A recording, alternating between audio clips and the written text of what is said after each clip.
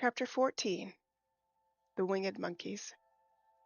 You'll remember there was no road, not even a pathway between the castle of the Wicked Witch and the Emerald City. When the four travelers went in search of the witch, she had seen them coming, and so sent the winged monkeys to bring them to her.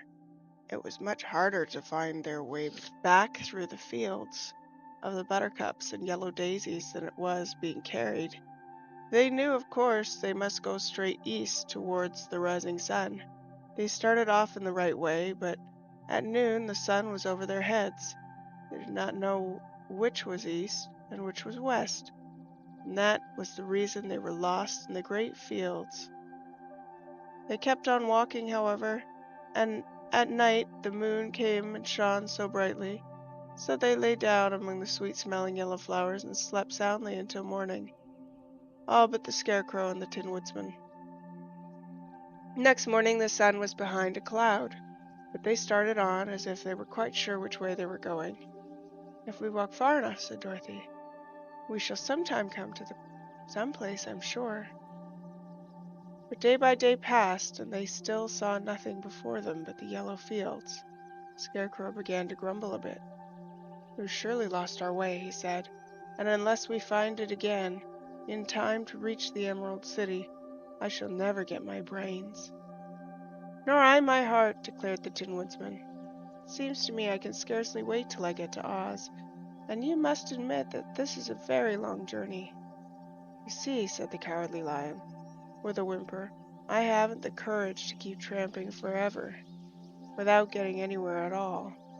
Then Dorothy lost heart. She sat down on the grass and looked at her companions, and they sat down and looked at her, and Toto found that for the first time in his life he was too tired to chase a butterfly that flew past his head. So he put out his tongue and panted, and looked at Dorothy as if to ask what they should do next. "Suppose we should call the field mice," she suggested. "They could probably tell us the way to the Emerald City."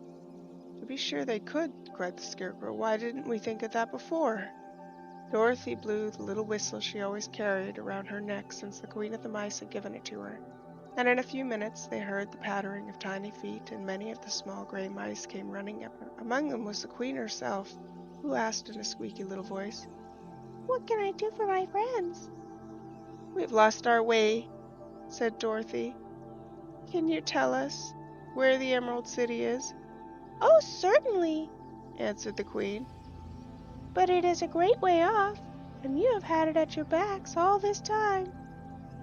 Then she noticed Dorothy's golden cap and said, "Why don't you use the charm of the cap and call the winged monkeys to you? They will carry you to the City of Oz in less than an hour." "I didn't know there was a charm," answered Dorothy in surprise. "What is it?" "Well, it's written inside of the cap," replied the Queen of the Mice. "But if you're going to call the winged monkeys, we must run away, for they are full of mischief, and think it great fun to plague us." "Won't they hurt me?" asked the girl anxiously. "Oh, no, they must obey the wearer of the cap. Goodbye." And she scampered out of sight, with all the mice hurrying after her. Dorothy looked inside the golden cap, and she saw some words written upon the lining. These, she thought, must be the charm, so she read the directions carefully and put the cap on her head. "Ep-ep-ep-eke," she said, standing on her left foot. "What did you say?" asked the Scarecrow, who did not know what she was doing. "Hello, Dorothy went on, standing this time on her right foot. "Hello," replied the Tin Woodsman calmly. "Zizzy, zuck," said Dorothy, who was now standing on both feet. This ended the saying of the charm, and they heard a great chattering and flapping of wings as the band of monkeys flew over them. The king bowed low before Dorothy and asked, "What is your command?" "We wish to go to the Emerald City," said the child, "and we have lost our way." "We will carry you," replied the king, and no sooner had he spoken than two of the monkeys caught Dorothy in their arms and flew away with her. Others took the Scarecrow and the Woodsman And the lion and the one monkey seized Toto and flew after them, although the dog tried hard to bite him. The Scarecrow and the Tin Woodsman were rather frightened at first, for they remembered how badly the winged monkeys had treated them before.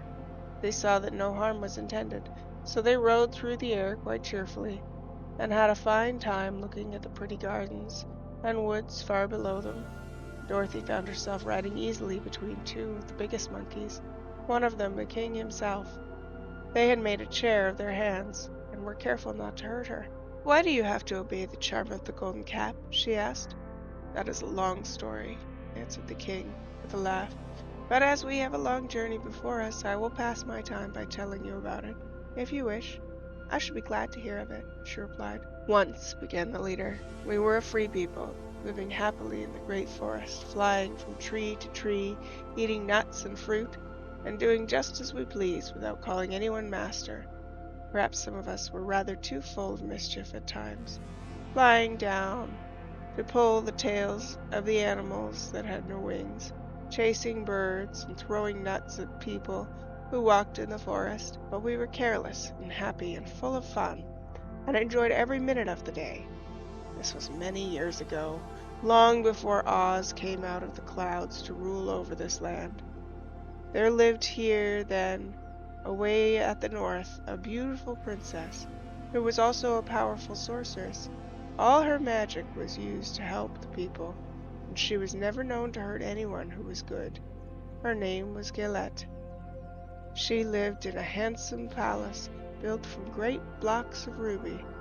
Everyone loved her, but her greatest sorrow was that she could find no one to love in return, since all the men were much too stupid and ugly to mate with one so beautiful and wise. At last, however, she found a boy who was handsome and manly and wise beyond his years. Galette made up her mind that when he grew to be a man she would make him her husband.